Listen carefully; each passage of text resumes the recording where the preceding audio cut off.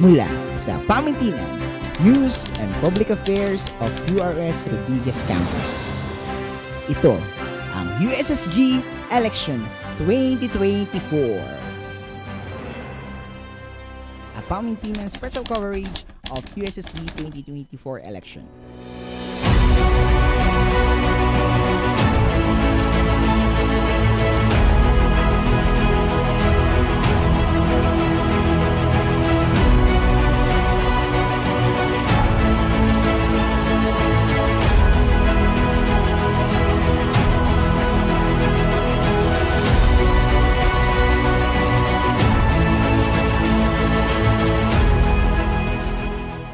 Good morning, everyone. My name is Mona Lisa Impalmado Nebrao. I am from Human Resource Executive Management Society, a fourth-year student, and I am running for Peace Officer 1 under the Tindig Party. So, ma'am, paano po i-handle ang mga internal conflicts sa loob ng inyong organisasyon? Okay, so, nung kami nagbubuo ng platform, ako ay nag-suggest ng isang platform. Ito ay tinatawag na campus-wide monthly meeting. So dito, pagtitipon-tipunin ang lahat ng mga officers, classroom, sub-organization, and kahit sa council and even sa USSG para mapag-usapan ang lahat ng mga internal issues. Kasi naniniwala po ako na communication is the key. Lahat mapag-uusapan as long as ang scope nito ay sa students lang. So doon pag-uusapan namin yung mga issues sa classroom, transparency, and also updates na rin. So for me, dun siya pwede siyang ma-resolve doon, mga internal conflicts. So ayun, hi everyone, I'm Daphne Gwen de la Caña Valencia, all the way from the College of Education, taking Bachelor of Elementary Education 3, running for the position of Peace Officer 1 under the Kalinga Party List. Question. Paano mo i-handle ang mga internal conflicts sa loob ng inyong organisasyon? Regarding po sa, pag sinabi nating internal, yung conflict regarding sa aming ano. Okay, during, before mag-start yung campaign, simula nung pagsali ko pa lang sa partido namin, nagkaroon na kami ng mga conflicts like hindi pagkakaintindihan regarding sa organization namin, hindi kami isa ng mga opinion, syempre magkakaiba kami ng perspective, yun nga, nakakatuwa na sa kanila mismo nanggagaling na as peace officer is nagagampanan ko at some point yung mga misunderstandings is nakakatulong ako na maano yung conflict sa amin. So pinag-uusapan namin siya ng mabuti. Pagka nararamdaman ko na nagkakaroon na ng tension regarding sa aming partido is ako na mismo yung nagsa-step up para hindi na mas lumala yung tension between us, and yun po.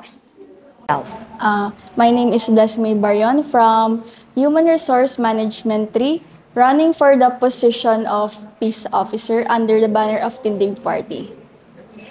So ito po yung question. Halimbawa, ay may pagkakataong hindi tugma o di sang-ayon sa desisyon ng kapwa mo student leader, ano ang iyong gagawin? Well, alam naman po natin na pagdating po sa opinions, hindi po natin kontrolado yung mindset ng bawat estudyante. And that is something that I have to acknowledge if I'm going to run for this position. Kaya naman po, if mapunta po ako sa ganong position, pwede ko po itong ilapit sa guidance office para sila yung maging katuwang natin. Dahil all the student leaders tayo, I believe na dapat pa rin tayong lumapit sa professionals para mapakita po doon yung fairness sa decision. Good morning po. I'm Maria Genevieve Malupa from College of Business, major in Financial Management, second year under of Kalinga Party, and I'm running for Peace Officer 3. Ano sa tingin mo ang pinakadelikadong katangian ng isang leader? For me po, ang isang pinakadelikadong katangian is yung pabigla-bigla sa desisyon. And syempre, pag sinabi nating leader is marami tong hahawakang responsibility and kailangan gawin sa isang organization or sa isang campus. And for that, kailangan na maging aktibo ka, kailangan na maging productive ka sa lahat ng ginagawa mo. And For that is magampanan mo na maayos yung mga kailangan mong gawin sa isang organization or syempre sa ating university. So ako po si Andre Chris M. Antigua from Bachelor of Secondary Education, major in Social Studies 2, running for the position of Peace Officer. So ano sa tingin mo ang pinakadelikadong katangian ng isang leader? So ayan, para sa akin, ang pinakadelikadong katangian ng isang leader is yung hindi siya nakikinig sa opposition. Kasi kapag hindi siya nakikinig sa opposition is hindi niya nagagampanan ng maayos yung pagiging leader. Kasi sa pagiging leader, kailangan balance. Merong opposition, merong pumapanig sa'yo. Ngayon, hindi ka mag-i-improve as leader kung hindi ka nakikinig sa mga hindi pumapanig naman sa'yo. Siyempre, kailangan natin balance. Merong positive and negative. Ngayon, dun sa mga negative na yun, dun natin nakikita yung mga lapses natin. Dun natin nakikita yung mga dapat nating i-improve. Doon natin nakikita yung mga kailangan natin pagtuunan pa ng pansin para mas magampanan natin yung trabaho natin bilang leader. Para mas magampanan natin yung mga dapat natin gawin para makapagserbisyo tayo ng maayos sa mga estudyante. Ayun lang po. Thank you. Good afternoon, good morning, or good day. I am Rodilyn Baldado from College of Business, major in Marketing Management 2. I'm running for the position of Peace Officer under the Kalinga Party. Okay. Halimbawa ay may pagkakataong hindi tugma o di kaya sang-ayon sa desisyon ng kapwa mo student leader, ano ang iyong gagawin? Again po. Halimbawa ay may pagkakataong hindi tugma o di kasang-ayon sa desisyon ng kapwa mo student leader, ano ang iyong gagawin? Ayan, thank you so much sa pagtanong mo. I believe na if ever naman na may desisyon ang kapwa student leader ko, pwede naman pag-usapan or may meeting naman na tinatawag. Kung saan, pag-uusapan pa ito if kung anong majority ang masusunod. And yes, if hindi naman ako sang-ayon dito, pwede naman na pag-usapan namin yun. And kung sino talaga yung pinaka-majority na sagot is, yan, pwede naman na, yun, pag-usapan. My name is Charles Daniel S. Arisgo, first year from Bachelor of Science in Business Administration, major in Human Resource Management, and I am running for Peace Officer under Tindig Party.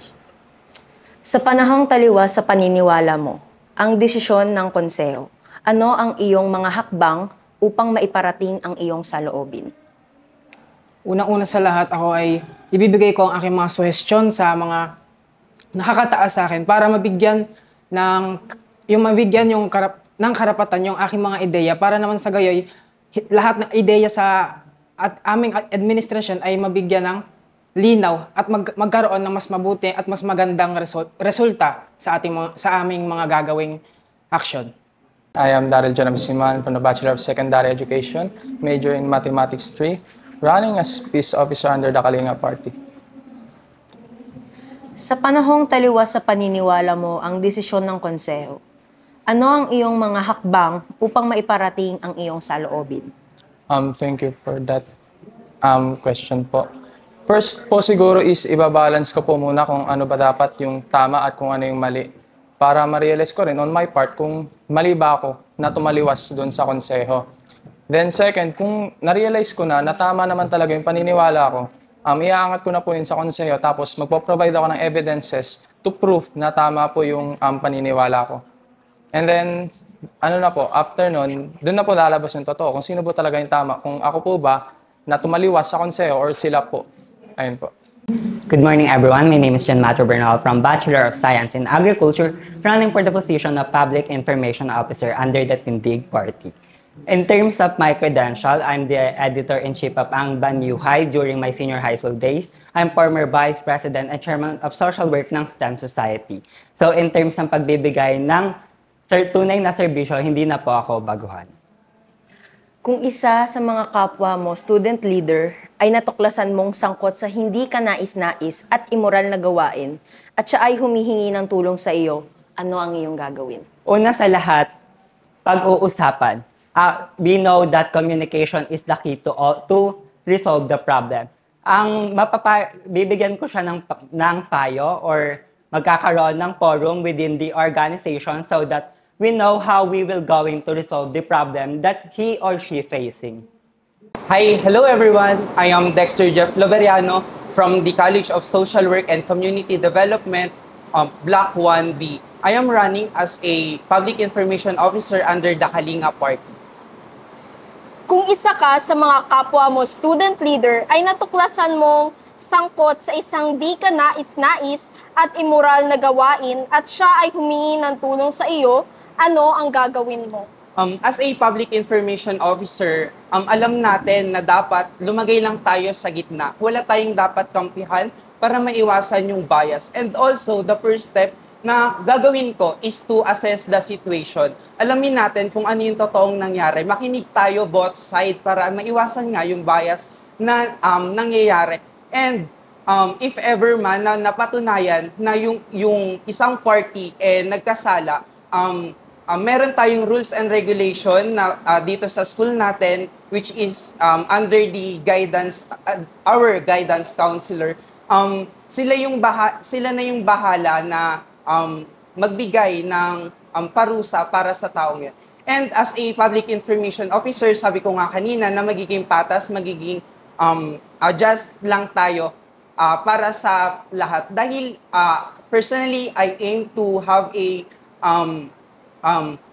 good environment where everyone feels heard and valued po. Thank you. Hi, my name is Lavika Princess B. Mansile, currently from the BEED1 and running for the position of Business Manager under the Tindig Party. Bukod sa mga kontribusyon mula sa mag-aaral, sa anong paraan maaari pang matalinong malilikom ng pera ang inyong organisasyon? Sorry pa. Okay? Bukod sa kontribusyon mula sa mag-aaral, sa anong paraan maaari pang matalinong makalilikom ng pera ang inyong organisasyon? Opo. Bukod po sa iba't ibang paraan katulad po ng pag-iipon po ng funds mula po sa mga contribution from the student, isa po dito yung pag-empower po sa student when it comes in the business form. We all know that we all have the ability na makakreate ng different businesses, whether foods, whether apparel, or any kinds of crops na pwede natin ma-establish within our school. Isa po dito yung innovation within the students. We're in this win-win situation wherein the students can sell their products, but at the same time, they can also append in the student and at the same time in our university when it comes in financial.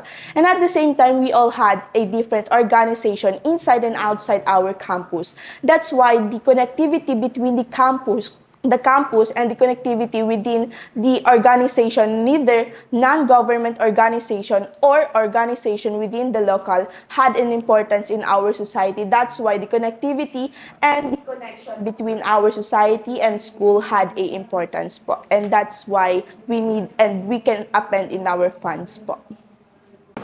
Good day, my name is Palaviano Simbahon from Bachelor of Secondary Education, major in Social Studies 2, tumatakbo bilang Business Manager sa ilalim ng Kalinga Party. Okay, ito po yung tanong. Bukod sa mga kontribusyon mula sa mag-aaral, sa anong paraan maaari pang matalinong makalilikom ng pera ang inyong organisasyon? Pakiulit po ng tanong. Ulitin ko po. Naulit ko na po to. Bukod sa mga kontribusyon mula sa mag-aaral, sa anong paraan maaaring matalinong makalilikom ng pera ang inyong organisasyon? Bukod po sa pagkolekta ng funds sa mga mag-aaral, meron po kaming tinatawag na income generating projects. So sa income generating projects po, meron po kaming mga sa variables na kung saan kikita po yung organisasyon para dagdag funds sa. Saka pag during Valentine's din po, kasi magkakandak po kami ng Valentine's Day o Heart Days, meron din po dong mga boats na kung saan kikita rin po yung organisasyon na dagdag funds po sana magagamit ng organisasyon. Hi, Shining Day Giants. I am John Paul Villanueva, a third-year student taking Bachelor of Science and Business Administration, major in Marketing Management, and running for the position of Auditor with Tindig. Paano masasabi na ang pinaglaanang pondo ng konseho ay makabuluhan at di makabuluhan? Pardon, please? Paano masasabi na ang pinaglaanan ng pondo ng konseho ay makabuluhan at di makabuluhan? For me is,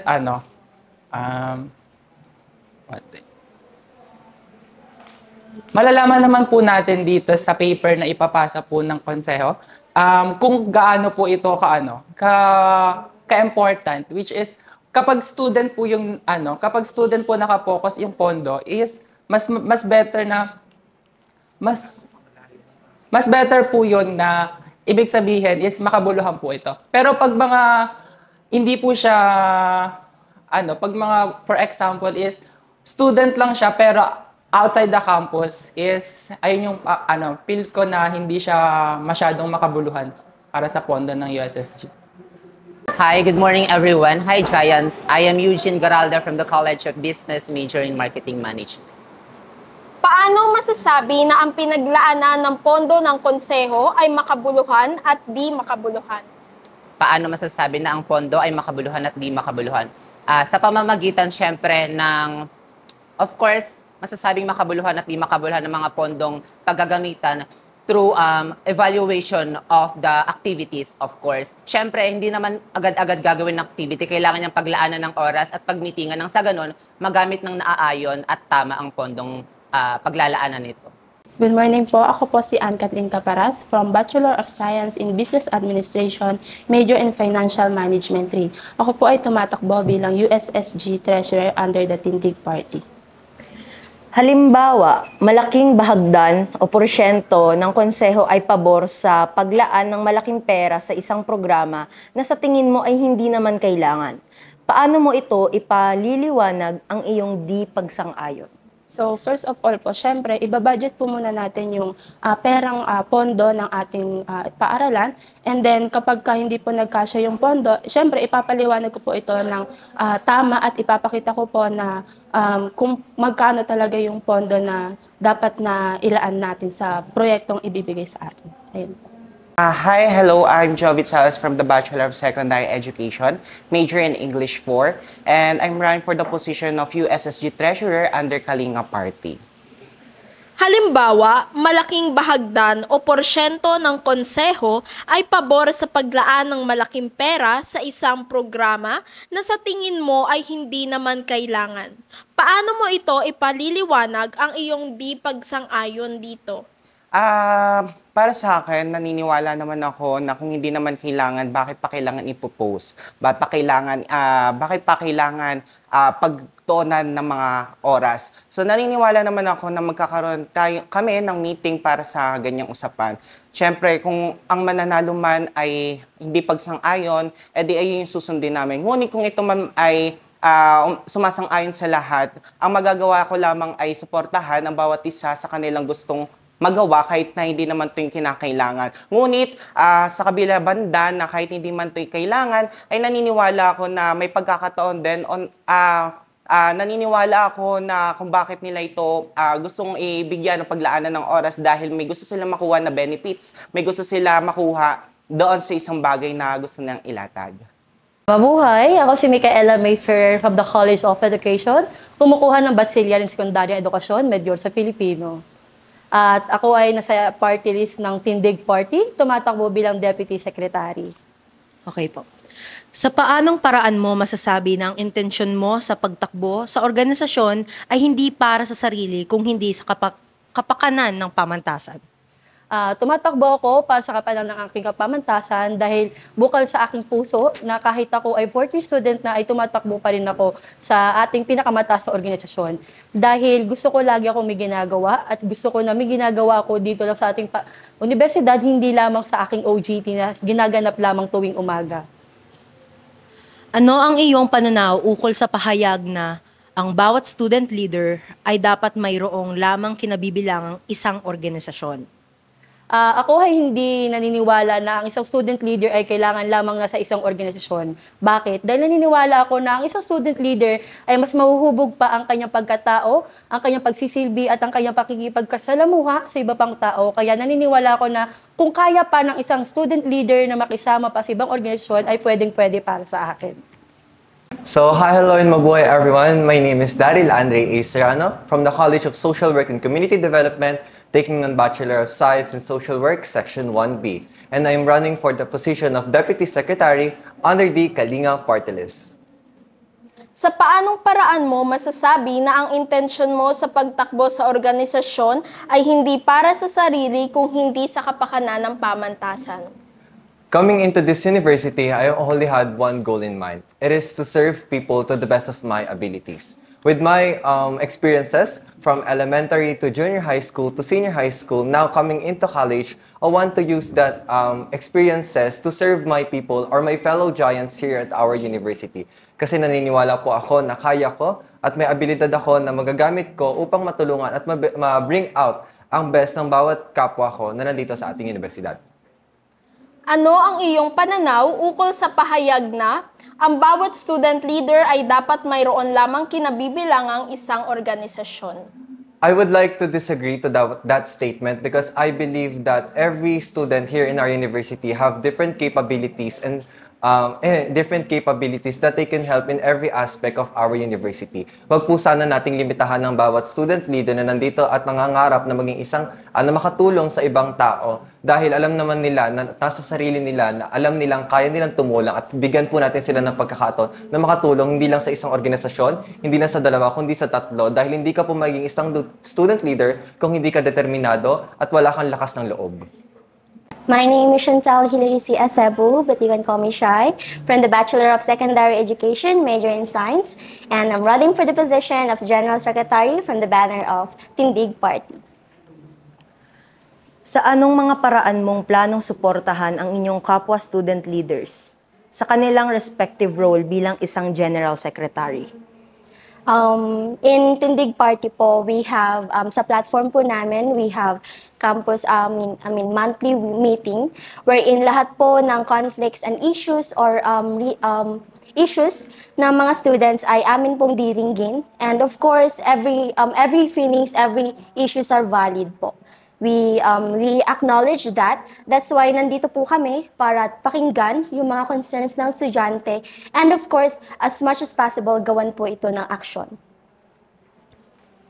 Halimbawa ay palarin kang maluklok sa posisyon. Paano ka makikisama sa mga kapwa mong nailuklok subalit hindi mo kapartido? Of course, if naluklok po tayo, we have to act professional. Kahit naman po hindi natin sila kapartido, pero sila po ay nanalo, of course kami po ay pinagkatiwalaan ng mga giants. So we have to act professionally at iisa lang naman po ang goal namin, yun ay mag-serve sa giants. So lahat po ng past conflicts namin, mga personal issues, kailangan po namin isantabi yun and we have to focus on our one goal. I'm King James S. Villarroyo, all the way from the College of Education, taking Bachelor of Secondary Education major in Mathematics. And I am under Kalinga Party, running for the position of General Secretary. Sa anong mga paraan mo planong suportahan ang iyong kapwa student leaders sa kanilang respective roles bilang isang General Secretary? Okay. First and foremost, una po sa lahat, ako po ay tumatakbong leader na hindi lang po nakapokus sa pagiging secretary but also with my talents and abilities that I am going to share with my co-officers and with the other students of this university. And I believe na with my talents and abilities na ma-share sa other students, I will be able to bring up the best within themselves. Halimbawa ay palarin kang maluklok sa posisyon. Paano ka makikisama sa mga kapwa mong nailuklok subalit hindi mo kapartido? Okay, thank you. Una po sa lahat, hindi po ako tumakbo para lang po sa aking sarili, para po sa hindi lang din po para sa aking partido at para sa aking college, kundi para po sa mga students. And kung mananalo man po ako na ang aking mga kasama ay hindi po aking mga kapartido, patuloy po akong magsaserbisyo dahil yun naman po ang aking layunin kaya po ako tumakbo. Good morning, I'm Iya Cassandra Vendaño from Bachelor of Science in Business Administration, major in Marketing Management 4, running for the position of USSG Vice President External under the banner of Tindig Party.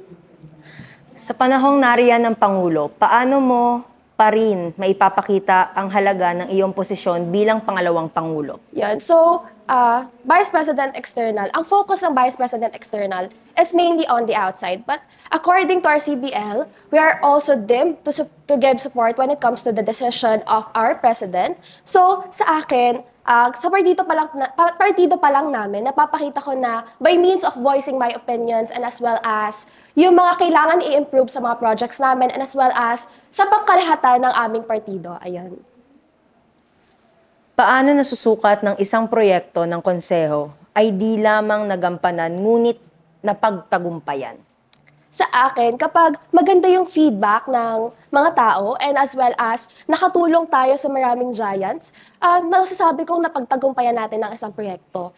At masusukat din ito yung longevity ng project. Kung yung project na yun ay hindi lang naalala ng kakaunti or naalala lang ng kung sino, pero nakaalala at nakatulong sa mga giants, it simply means lang na tagumpay ang isang proyekto. Ayun lang. Good morning. I am Patricia Capili from Bachelor of Secondary Education, major in English, a fourth-year student, and I am running for the position of Vice President External under the Kalinga Party. Sa panahong nariyan ang Pangulo, paano mo pa rin maipapakita ang halaga ng iyong posisyon bilang pangalawang Pangulo? Ayan, as a Vice President External, of course, we know naman na ina-assist natin ang President natin. So in this generation, aware naman tayo na pangatlong beses ko na po itong tumatakbong USSG. So pagdating naman sa Presidente natin, if nandito siya sa campus and nandito po ako, willing akong mag-assist sa kanya sa kahit anumang circumstances na kailangan niya. And of course, gagawin pa rin natin yung responsibility natin as a Vice President. And syempre, hindi lang naman yun yung mga pwede natin gawin. Pwede rin akong maging guide sa Pangulo natin dahil pangatlong beses ko na rin namang tumatakbo as USSG Vice President. Paano nasusukat na ang isang proyekto ng konseho ay di lamang nagampanan ngunit napagtagumpayan?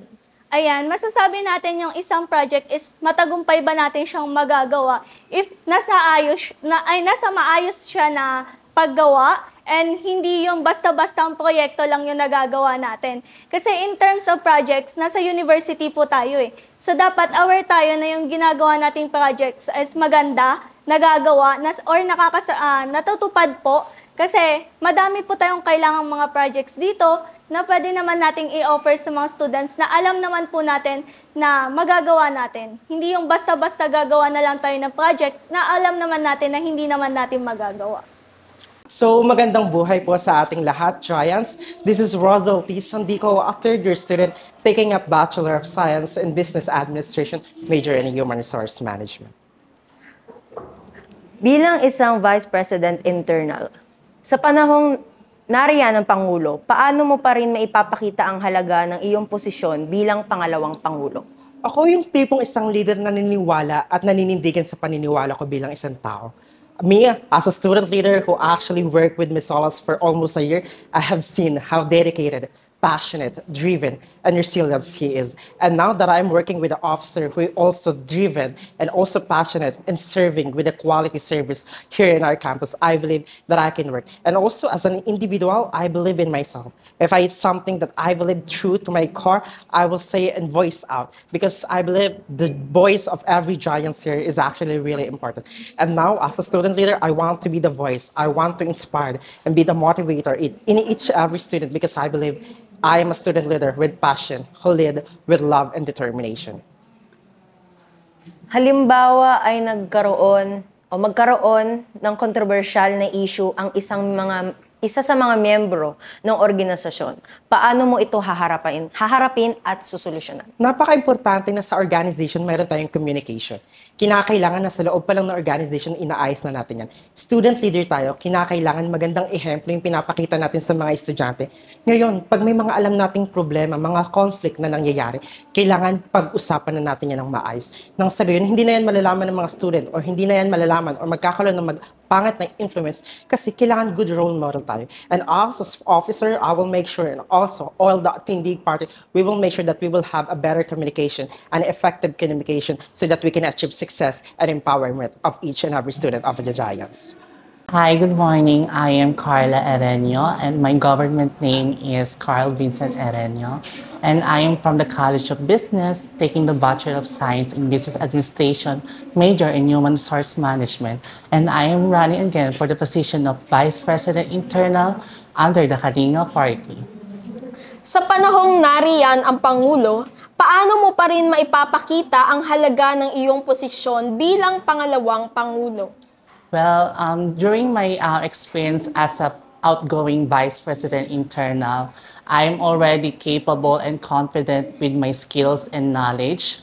And alam ko na magagamit ko ulit to bilang pangalawang Pangulo sa USSG. And I want to show the world, the URS rather, that being a leader is not just about the position or authority. It is about how you make legacy. Halimbawa ay magkaroon ng kontrobersyal na issue ang isa sa mga miyembro ng organisasyon. Paano mo ito haharapin at susolusyonan? Of course, being a Vice President Internal, syempre ako yung mga siwa inside the organization of the USSG. First of all, ang unang gagawin ko is assessment. Ano yung pinag-ugatan ng issue or concern na yon, ano yung tunay na nangyari, and it will be under the process or investigation. And after that, i-consider natin siya sa KIP, which is Key Performance Indicator. And kapag napatunayan, doon na tayo magkakaroon ng action and then evaluation. Hello Giants, I am Christian Elmisolas. I'm the outgoing president of the University Supreme Student Government, and I'm running for the same position under Tindig Party. Maraming naniniwalang ang konseho ng mga mag-aaral ay kulang sa otoridad at limitado sa kanilang kanyang gampanan. Paano mong planuhin baguhin ang ganitong pananaw?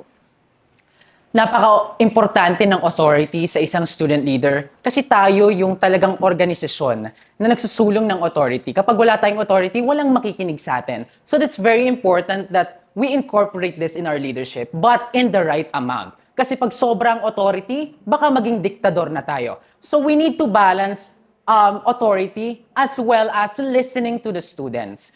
And para mas maging makinig yung mga students natin, mas ma-impose natin yung mga rules natin, we need to have the right amount of everything. And that includes authority. Paano mo masisigurado na ang iyong mga proyekto ay patuloy na mapapakinabangan ng mga mag-aaral maging sa pagtapos ng inyong termino? So ayan, napaka-importante ng tinatawag nating long-term na mga projects, kasi meron din tayong mga short-term. So yung alam ko mapapakinabangan nila, for example, the WaterBot, automatic drinking machine. So even bumaba na ako sa pwesto hanggang gumagana yung WaterBot natin, umiikot yung pera, and nagagamit siya ng mga estudyante. Meron din tayong mga activity tulad ng Project Space, sinimulan natin last year. And of course, the idea of that will be continued kahit na bumaba pa ako sa pwesto. Yung Project Space then, it aims to repair and add yung mga benches natin sa COB. So kahit umalis pa ako sa campus na to, mapapakinabangan at mapapakinabangan siya. Kasi these are long-term projects. Last question po.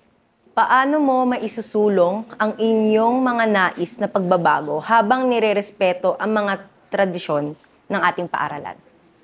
So ayan, dapat magkaroon muna tayo ng communication. Dapat maging malinaw sa atin kung ano yung mga limits and boundaries natin pagdating sa pamumuno. Ano nga ba yung respectful para sa administration? Ano yung disrespectful para sa kanila? We must meet on the same page. Kahit na meron tayong pagkakaiba, meron pa rin tayong pagkakaparehas. And we must meet in one page. At doon po tayo magkakasundo. At doon tayo makakapagpatuloy sa mga proyekto natin. I work as the president already. I know kung ano ang gusto at ayaw ng administration. I know it better than other student leaders. Kaya nagpatuloy ako because I want a continuity of my projects. I want to instill new projects that I believe would be very beneficial, not only to the students, but to all Giants in our campus. I'm Chiqui de la Cruz Manalo from the College of Agriculture, major in Animal Science 3, running for president under the Kalinga Party. Maraming naniniwalang ang konseho ng mga mag-aaral ay kulang sa otoridad at limitado sa kanilang kayang gampanan. Paano mo planong baguhin ang ganitong pananaw? Again? Maraming naniniwalang ang konseho ng mga mag-aaral ay kulang sa otoridad at limitado sa kanilang kayang gampanan. Paano mo planong baguhin ang ganitong pananaw? Sa Kalinga po kasi, we are the transformational leader. So, ang ina-aim namin sa Kalinga is para magkaroon kami ng mga panibagong generations about sa mga leader at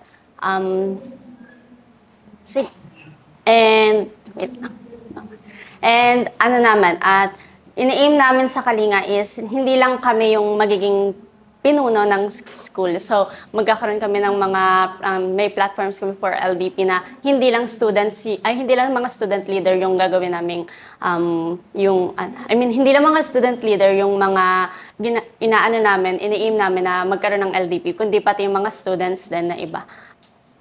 Paano mo masisigurado na ang iyong mga proyekto ay patuloy na mapakinabangan ng mga mag-aaral maging sa pagtatapos ng iyong termino? Sa Kalinga kasi meron kaming 4 na organizations na ini-aim na mabuuin at meron kaming ini-aim na organizations na mga bubuuin. Yun yung DIRT, Eco Giants at saka yung Pride and Power and the area organizations. Ayun yung mga sa tingin namin mga qualities na dapat talagang meron sa ating universidad. And ini-aim talaga namin na mag-last siya until na yung hindi na kami mamumuno. Kasi yun talaga yung mga pangunahing kailangan sa ating university. And yung isa naming platforms is yung water filter nga na ini-aim namin na para lesson din yun sa mga gastusin ng mga giants na katulad natin. Kasi alam naman natin na minsan, lalo na pag sobrang init talaga, naglalak tayo ng mga tubig sa ating universidad. At yun yung ini-aim namin na maglalas yung water filter na yun para sa lahat. Paano mo maisusulong ang iyong mga nais na pagbabago habang nire-respeto ang mga tradisyon ng ating paaralan?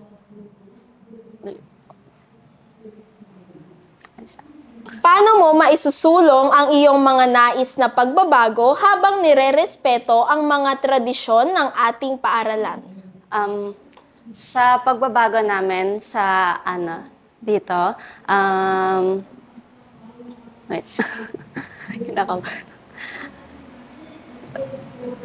sinusulong namin yung pagbabago dito sa university is yung pagbabago niya is hindi lang talaga totally magbabanish yung kung ano man yung mga cultures na mga different sa mga different na estudyante.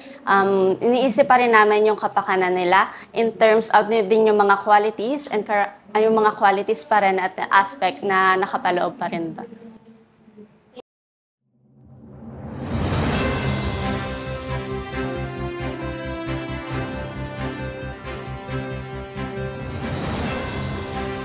Ito ang USSG Election 2024. A Pamintinan special coverage of USSG 2024 election.